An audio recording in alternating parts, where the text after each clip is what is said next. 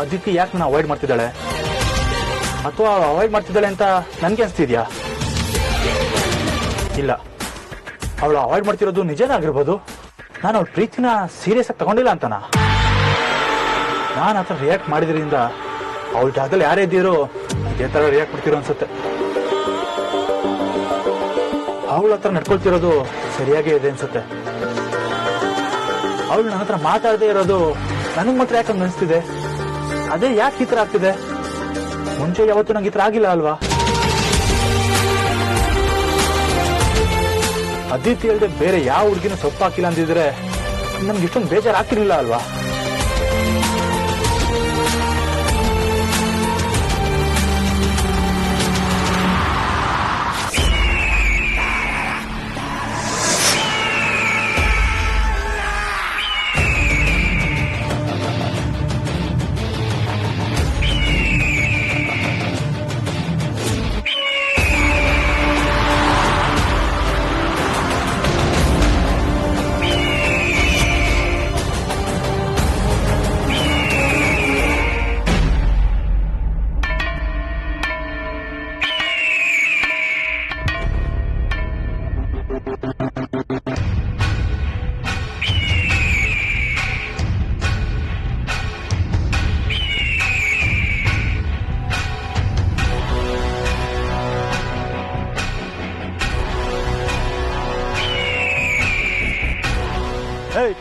ಸಾಯಕ್ ನನ್ ಗಾಡಿನೇ ಬೇಕಿತ್ತ?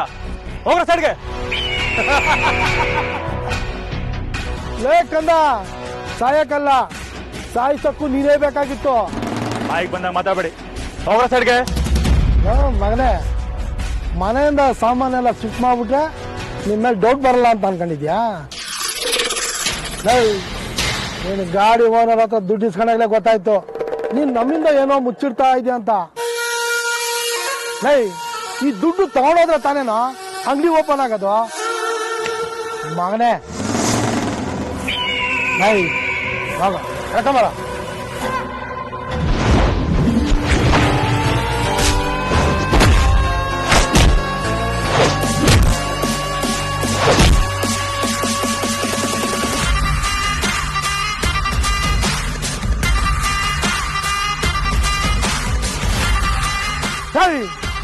ನಮ್ಗೆ ಮಾಡ್ತಾನ?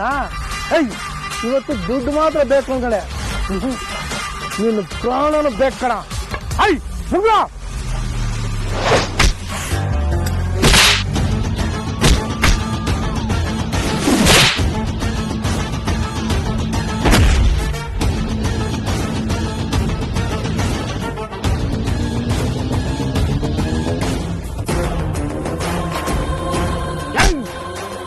ಹುಡುಗರನ್ನ ಮುಖ್ಯ.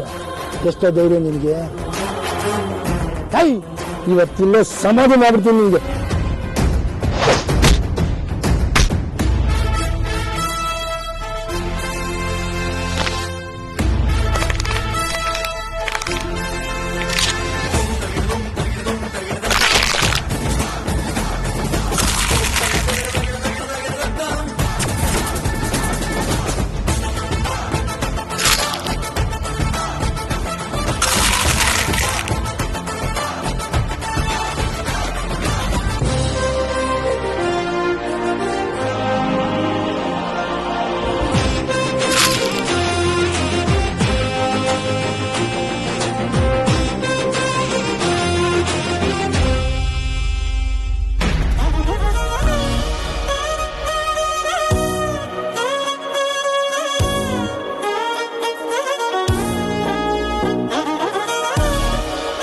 ಏನಮ್ಮ ವೇದಾಂತ ಕಾಯ್ತಾ ಇದೆಯಾ? ಇಷ್ಟೊತ್ತಿಗಾಗ್ಲೇ ಬರ್ಬೇಕಿತ್ತಲ್ವಾ, ಯಾಕೆ ಬಂದಿಲ್ಲ? ನಾನು ಯಾಕೆ ಕಾಯ್ಲಿ? ಮತ್ತೆ ಯಾಕೆ ಆತರ ತಕತೆ ಅಂತ ಡ್ಯಾನ್ಸ್ ಮಾಡ್ಕೊಂಡು ಎಲ್ರು ಬಾಲ್ಕು ಬೆಂಕಿ ಹಚ್ಚಿ ಬೇಗ ಹೊಡಿ ಅಂತ ರೆಡಿ ಮಾಡಿಸಿ ಕರ್ಕೊಂಡ್ ಬಂದೆ? ಅಕ್ಕ ರಾಜಣ್ಣನ ಕಳ್ಸೋವಾಗ ಏನಾದ್ರೂ ಅಪಾಯ ಆದ್ರೆ ಅನ್ನೋ ತರ ಮಾತಾಡಲಲ್ಲ, ಅದಕ್ಕೆ ಗಾಬರಿ ಆಗ್ತದೆ. ಅದು ಅಲ್ಲದೆ ಈ ಜಾಗದ ಓನರ್ಗೆ ನೆನ್ನೆ ನಾನು ಮತ್ತೆ ವೇದಾಂತ್ ಮಾತಾಡುವಾಗ ಪ್ರಾಮಿಸ್ ಮಾಡಿದ್ವಿ, ಈ ಕ್ಯಾಂಟೀನ್ ಉದ್ಘಾಟನೆಗೂ ಮುಂಚೆ ಈ ಜಾಗದ ಅಡ್ವಾನ್ಸ್ ಸಿಗುತ್ತೆ ಅಂತ. ಅಡ್ವಾನ್ಸ್ ಬಗ್ಗೆ ಯೋಚನೆ ಮಾಡ್ಬೇಡ ಅಮ್ಮ. ಧ್ರುವನ್ಗೆ ಅಮೌಂಟ್ ಅರೇಂಜ್ ಆಗಿಲ್ಲ ಅಂದ್ರೆ ನಾನೇ ಹೋಗಿ ಕೊಟ್ಟು ಬರ್ತೀನಿ. ಅದು ಹಾಗಲ್ಲ ಅಣ್ಣ. ಅದು ಹೇಗ್ ಬೇಕಾದ್ರೂ ಇರ್ಲಿ, ಆದ್ರೆ ಧ್ರುವನ್ ಬಗ್ಗೆ ಸ್ವಲ್ಪ ಯೋಚನೆ ಆಗ್ತಾ ಇದೆ. ಆಗ್ಲೇ ಹೋದ, ಇನ್ನೂ ಬಂದಿಲ್ಲ. ರೆಡಿ ಇರೋ ಅಮೌಂಟ್ ನ ಕಲೆಕ್ಟ್ ಮಾಡ್ಕೊಂಡ್ ಬರೋದಕ್ಕೆ ಇಷ್ಟೊತ್ತಾಗಲ್ಲ. ಆ ಜಾಗ ದೂರ ಇದೆಯಾ? ಇಲ್ಲ ಇಲ್ಲ, ತುಂಬಾ ದೂರ ಏನಿಲ್ಲ. ಏನ್ರಪ್ಪ, ಅಲಂಕಾರ ಎಲ್ಲ ತುಂಬಾ ಚೆನ್ನಾಗಿದೆ, ಶಬಾಷ್. ಬರೀ ಅಲಂಕಾರ ಅಲ್ಲ ಸರ್, ಒಳಗಡೆ ಫುಡ್ ಕೂಡ ಸಖತ್ತಾಗಿ ಇರುತ್ತೆ. ನೀವು ಒಳ್ಳೆ ಟೈಮಿಗೆ ಬಂದ್ರಿ ನೋಡಿ. ಇನ್ನೇನ್ ಸ್ವಲ್ಪ ಹೊತ್ತಲ್ಲಿ ಇನಾಗ್ರೇಷನ್ ಇದೆ, ಎಲ್ಲರೂ ಬಂದ್ಬಿಡ್ತಾರೆ. ಇರಿ. ಅದೆಲ್ಲ ಸರಿ ಕಣಪ್ಪ, ಆದ್ರೆ ನಮಗ್ ಬರ್ಬೇಕಾದ್ ಬಂದ್ಬಿಡ್ಬೇಕು. ನಿನಗ್ ಗೊತ್ತಲ್ವಾ?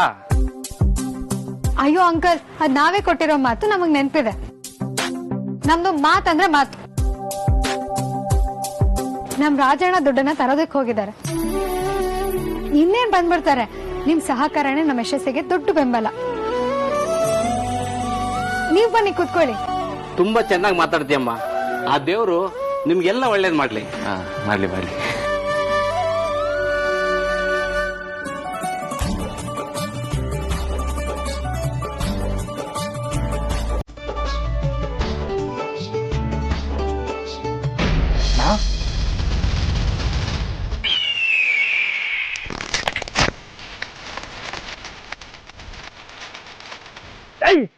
ಯಾವನ ನೀನು? ಬೀದಿಲೋಗ ಮಾಲಿನ ಮೈನಲ್ಲಿ ಹೇಳ್ತಾ ಸಂಬಂಧನೇ ಇಲ್ದಿರೋ ವಿಷಯಕ್ಕೆ ತಲೆ ಹಾಕೋಣ. ಸಂಬಂಧಿಕರ ವಿಚಾರಕ್ಕೆ ಬಂದ್ರೆ ನಾನು ಸುಮ್ಮನೆ ಇರೋದಿಲ್ಲ. ಈಗ ನೀನು ನನ್ನ ರಕ್ತ ಸಂಬಂಧಕ್ಕೆ ಕೈ ಹಾಕಿದ್ಯಾ, ಬಿಟ್ಬಿಡ್ತೀನ? ಇವತ್ತು ಫೋನ್ ಮಾಡ್ರಲ್ಲ ಕಣ, ಎರಡು ಮಾಡ್ರು. ನೀ ಬಂದಿರೋದು 3 ಜನ ಅಲ್ವಾ, ಮತ್ತೆ 2 ಮಾಡೋರು ಅಂತ ಹೇಳ್ತಿದ್ಯಾ? ಏನೋ ಡೈಲಾಗ್ ಹೊಡಿತಾನಲ್ಲ ಅಜ್ಜಾನಿ.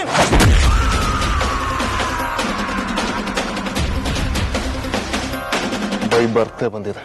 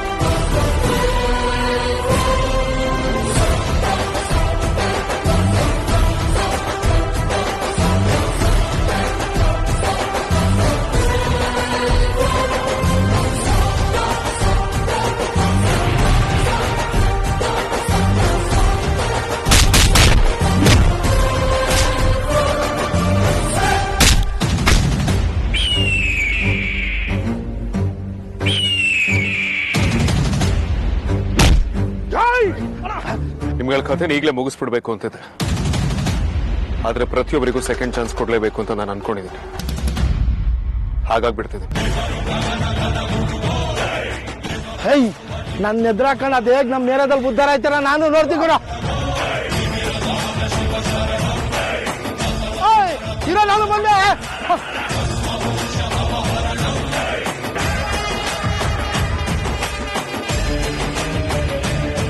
ಅಣ್ಣ ಒಂದು ನಿಮಿಷ.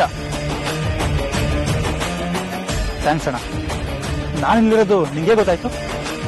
ನೀನ್ ಯಾವಾಗ ಇಷ್ಟೊತ್ತಾದ್ರೂ ಬರ್ಲಿಲ್ವೋ ಅನ್ಕೊಂಡೆ, ಏನಾದ್ರೂ ಅಡ್ವರ್ಟ್ ಮಾಡ್ಕೊಂಡಿರ್ತೀಯ ಅಂತ. ಅಂಡ್ ಬೈ ದ ವೇ, ನೀನು ಕಾಪಾಡಬೇಕು ನಿಮ್ ಬಗ್ಗೆ ಕನ್ಸರ್ನಿದೆ, ಅದಕ್ಕೋಸ್ಕರ ಬಂದೇನೋ ತಪ್ಪು ಕಲ್ಪನೆಯಲ್ಲಿ ಮಾತ್ರ ಇರ್ಬೇಡ. ಕ್ಯಾಂಟೀನ್ ಶುರು ಮಾಡ್ಬೇಕಾಗಿರೋ ದುಡ್ಡು ನಿನ್ನ ಹತ್ರ ಇದೆ, ಅದಕ್ಕೆ ಬಂದೆ. ಸರಿ, ಕಾರಲ್ಲಿ ಹೋಣ ಬಾ. ಅಣ್ಣ ಆಟೋ? ನೀನ್ ಆಟೋನ ಸೈಡಿಗೆ ಹಾಕು, ನಾನು ಸ್ಟಾಫ್ ಕಲ್ ಕರೆಸ್ತೇನೆ. ಸರಿ ಅಣ್ಣ.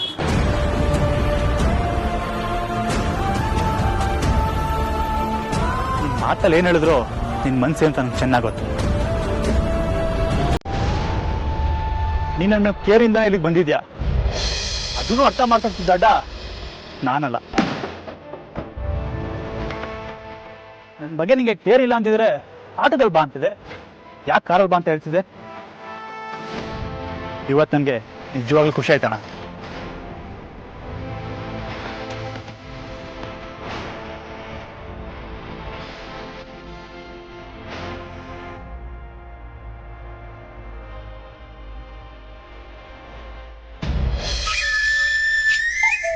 ಮುಂದೊಂದ್ ದಿನ ನಮ್ ಬಾಸು ಅಳಿಯಾಗಿ ಬರೋ ಮನೆ ಇದು.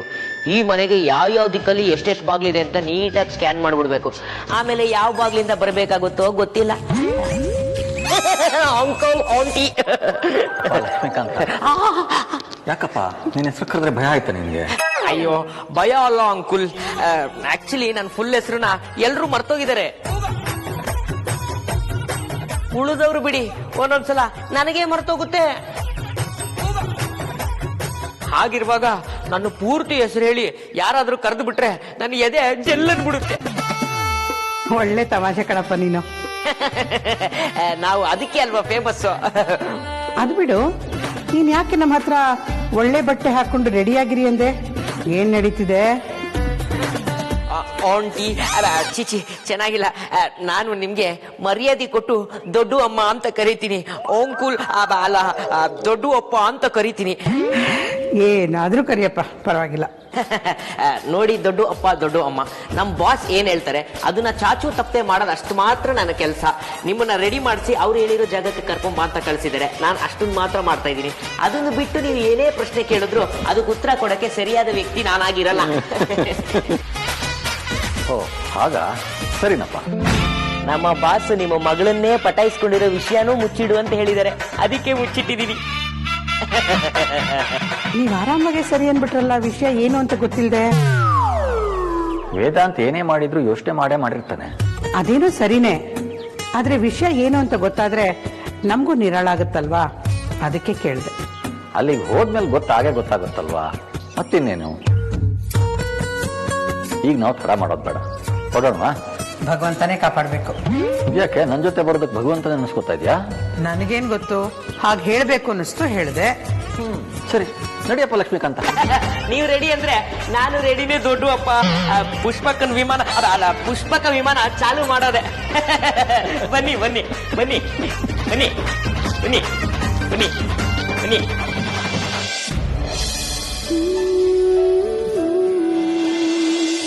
ಅಮ್ಮು, ಏನು ಎಲ್ಲಾ ಕುಶಲಿದ್ರು ನೀನೇನ್ ಚಿಂತೆ ಮಾಡ್ಕೊಂಡು ನಿಂತ್ಕೊಂಡಿದ್ಯಾ? ಅದು ಅದಕ್ಕೆ ರಾಜಣ್ಣ ಅವನ ಬಗ್ಗೆ ಚಿಂತೆ ಮಾಡ್ಬೇಡ, ಅವನ್ ಬರ್ತಾನೆ ಬಿಡು. ಇದೆಲ್ಲ ಅವನಿಗೊಂದು ವಿಷಯನಾ? ತನ್ನೋರನ್ನ ಬಿಟ್ಟು ಊರನ್ನ ಬಿಟ್ಟು ಗೆದ್ದು ಬಂದಿದ್ದಾನಂತೆ, ಬರ್ತಾನೆ. ಅದು ಕರೆಕ್ಟೇ ಅದಕ್ಕೆ, ಆದ್ರೆ ಒಂದೊಂದ್ಸಲ ಮನ್ಸಿಗೆ ಯಾಕೋ ತಳಮಳ ಶುರು ಆಗ್ಬಿಡುತ್ತೆ. ಆಚೆ ನಿಂತು ನೋಡಿದಾಗ ಅದಷ್ಟೊಂದು ದೊಡ್ಡ ವಿಷಯ ಆಗಿರ್ಲಿಲ್ಲ, ಅಷ್ಟೆಲ್ಲ ಟೆನ್ಷನ್ ಮಾಡ್ಕೊಳ್ಳೋ ಅಗತ್ಯನೇ ಇರ್ಲಿಲ್ಲ ಅನ್ಸುತ್ತೆ.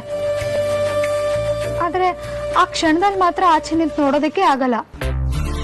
ನಿಜವಾಗ್ಲೂ ನಂಗೆ ವಿಚಿತ್ರ ಅನಿಸ್ತಾ ಇದೆ ಅಮ್ಮು. ಯಾಕೆ ಗೊತ್ತಾ, ನಿನ್ನ ಮತ್ತೆ ಅಣ್ಣನ ವಿಷಯ ನನಗೆ ಗೊತ್ತಾದಾಗ್ಲೂ ನೀನ್ ಇಷ್ಟೊಂದೆಲ್ಲ ಟೆನ್ಷನ್ ಮಾಡ್ಕೊಂಡಿರ್ಲಿಲ್ಲ. ಆದ್ರೆ ಇವತ್ತು ತುಂಬಾನೇ ತಲೆ ಹಚ್ಕೊಂಡಿದ್ಯಾ. ಸಾರಿ ಅದಕ್ಕೆ ಆ ವಿಷಯನ ನಿಮ್ಮ ಹತ್ರನೇ ಮುಚ್ಚಿಡ್ಬೇಕಾಗಿ ಬಂತು. ನಮ್ಗೆ ಈಗಲೂ ಇದೆಲ್ಲ ಒಂಥರ ಹೊಸ್ತು ಅನ್ನಿಸ್ತಿದೆ. ಎಲ್ರಿಗೂ ಗೊತ್ತಾಗಿ ಮನೆಯವ್ರಿಗೂ ಗೊತ್ತಾದ್ರೆ ಸೀದಾ ಮದ್ವೆಗೆ ಬಂದ್ಬಿಡುತ್ತೆ ಅಂತ ಮುಚ್ಚಿಟ್ಬಿಟ್ವಿ. ಪರವಾಗಿಲ್ಲ ಬಿಡು ಅಮ್ಮ, ನನಗೂ ಅರ್ಥ ಆಗತ್ತೆ. ನಿನ್ನೆ ಸುಮ್ಮನೆ ನಿಮ್ ಕಾಯ್ಲಿಕ್ಕೆ ಹಾಗೆ ಆಟ ಆಡ್ದೆ ಅಷ್ಟೆ. ನೀವ್ ಹೇಳ್ದೆ ಇದ್ರು ನಂಗೆ ಯಾವಾಗ್ಲೂ ಡೌಟ್ ಇತ್ತು. ಡೌಟ್ ಜೊತೆಗೆ ನೀವಿಬ್ರು ಒಂದಾಗ್ಲಿ ಅನ್ನೋ ಆಸೆ ಕೂಡ ಇತ್ತು. ಒಟ್ನಲ್ಲಿ ನೀವಿಬ್ರು ನಿಮ್ ಮನ್ಸಲ್ಲಿದ್ದ ವಿಷಯನ ಒಬ್ರಿಗೊಬ್ರು ಹೇಳ್ಕೊಂಡ್ರಲ್ಲ, ಇದ್ರಲ್ಲಿ ನನ್ನಷ್ಟು ಖುಷಿ ಪಡೋ ವ್ಯಕ್ತಿ ನಿಮ್ಗೆ ಯಾರು ಸಿಗಲ್ಲ.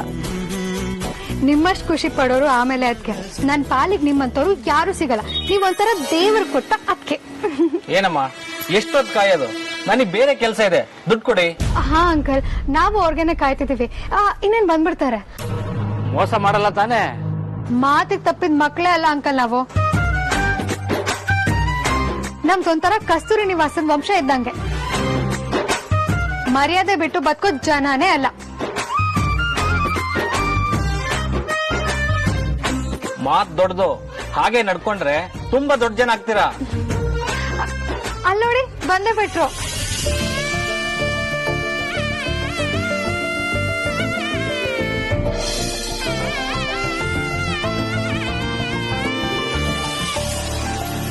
ಓ ಬಂದ್ರಾ? ಏನಾಯ್ತು? ಹೇಗಾಯ್ತು? ಎಲ್ಲಾಯ್ತು? ಯಾಕಾಯ್ತು? ಅಯ್ಯೋ, ಈಗ ಏನಾಯ್ತು ಅಂತ ಡೀಟೇಲ್ ಆಗಿ ಹೇಳೋದಕ್ಕೆ ಟೈಮ್ ಇಲ್ಲ. ಗಾಡ್ಸ್ ಗ್ರೇಸ್, ಏನಾಗ್ಬೇಕಿತ್ತು ಅದಾಗ್ಲಿಲ್ಲ. ಅರ್ಥ ಆಗ್ಲಿಲ್ಲ ಬಾಬಾ. ಸಿಂಪಲ್ ಆಗಿ ಹೇಳ್ಬೇಕು ಅಂದ್ರೆ ಏನೂ ಕೆಟ್ಟದಾಗಿಲ್ಲ. No problem. ಅಡ್ವಾನ್ಸ್ ಕೊಡು. ಓನರ್ ಕೊಡು.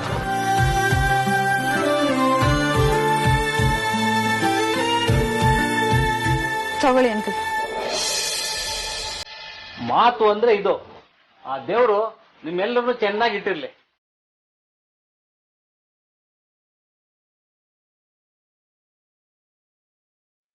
ನಾನು ಬರ್ತೀನಿ.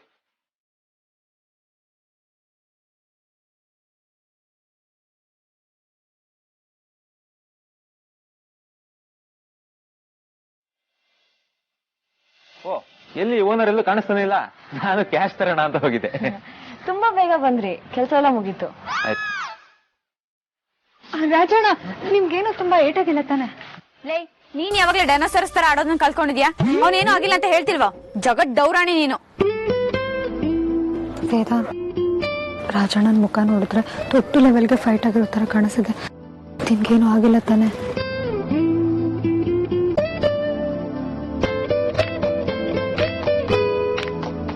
ನಾನೊಂದು ಜಾಗಕ್ಕೆ ಹೋಗಿ ಅಲ್ಲಿ ಫೈಟ್ ಆಗಿದೆ ಅಂದ್ರೆ ಏನಾಗಿದೆ ಅಂತ ನೀನು ಆಪೋಸಿಟ್ ಅಲ್ಲಿರೋರ್ನ ಕೇಳಬೇಕು.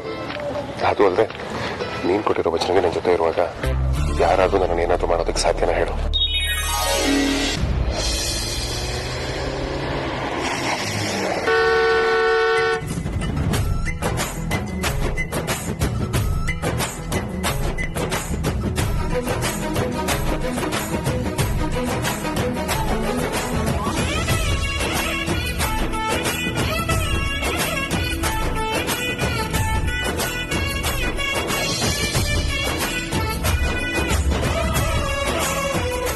ಏನ್ ನಡೆಸಿದೀರ ಮಕ್ಳ? ಎಲ್ರು ಇಲ್ಲೇ ಇದ್ದೀರಾ?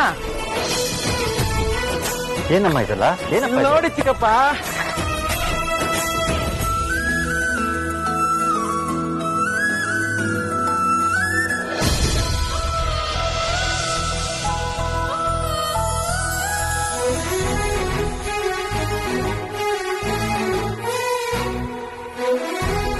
ಹಾ, ಇವತ್ತಿನ ಪ್ರೋಗ್ರಾಮ್ ಹೋಸ್ಟ್ ನೀವೇ, ಗೆಸ್ಟ್ ನೀವೇ. ಇಂಥ ಚಾನ್ಸ್ ಯಾರಿಗೂ ಸಿಗಲ್ಲ ಅನ್ಸುತ್ತೆ.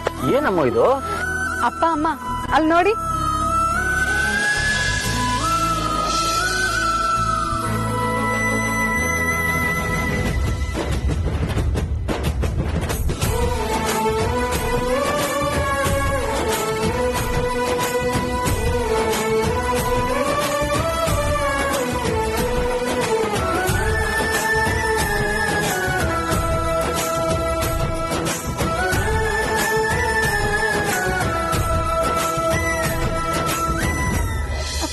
ಅಮ್ಮ ಬನ್ನಿ, ಬನ್ನಿ ಬನ್ನಿ ಬನ್ನಿ.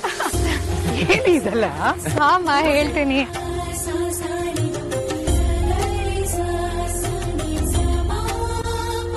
ಬಾಪ ನಿಂತ್ಕೋ. ಏ ಅದಿತಿ, ಬೇಗ ಬಾರೆ. ಏ ಬರ್ತಾ ಇದೀನಿ ನೀವೇ ತಗೊಳ್ಳಿಪ್ಪ.